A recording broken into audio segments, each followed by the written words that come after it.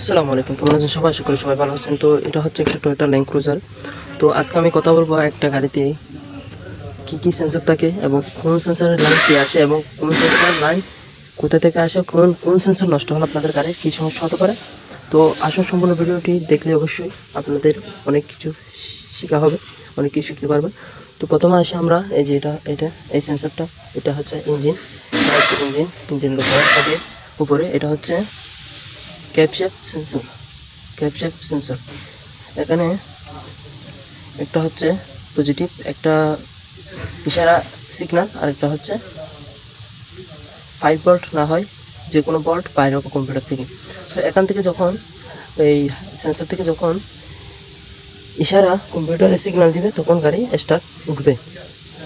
এই সেন্সর থেকে যখন কম্পিউটারে সিগন্যাল দিবে না তখন গাড়ি স্টার্ট হবে না। তো সেলফ গ্রুপে গাড়ি স্টার্ট না হওয়ার কারণ হচ্ছে এই ক্যাপশেপ সেন্সর।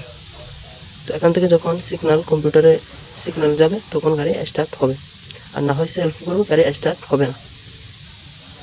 দ্বিতীয়ত এই যে এটা হচ্ছে বিবিটি সেন্সর। এটা কি বিবিটি সেন্সর? এই সেন্সরের সমস্যা হলে কী কী হতে পারে?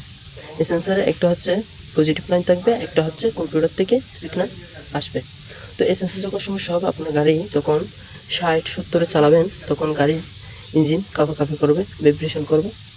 তো ইঞ্জিন কাঁপাকাঁপি করবে, ভাইব্রেশন করবে গাড়ি 60-70 চালালে। তখন আপনাদের অবশ্যই এই সেন্সার খুলে দেখতে হবে এখানে ময়লা হয়েছে কিনা। এই ময়লা হলে ময়লাগুলো স্প্রে দিয়ে পরিষ্কার করে লাগিয়ে দিলে তাদের সমস্যার সমাধান হয়ে যাবে। যদি সেলফ করে গাড়ি স্টার্ট না হয় তাহলে আপনাদের এই সেন্সারটা খুলে পরিষ্কার করে দেবেন। পরিষ্কার করে দিয়ে যদি স্টার্ট হয় তাহলে ঠিক আছে, স্টার্ট না হলে চেঞ্জ করে দেবেন। আরেকটা কথা বলি, এই গাড়িতে ক্যাপশেপ সেন্সর 3টা রয়েছে। এই যে তিনটা আপনারা দেখতে পাচ্ছেন। এই 3টা থেকেই কম্পিউটারে সিগন্যাল যাবে। এই যে কম্পিউটারে সিগন্যাল যাবে তখন গাড়ি স্টার্ট উঠবে।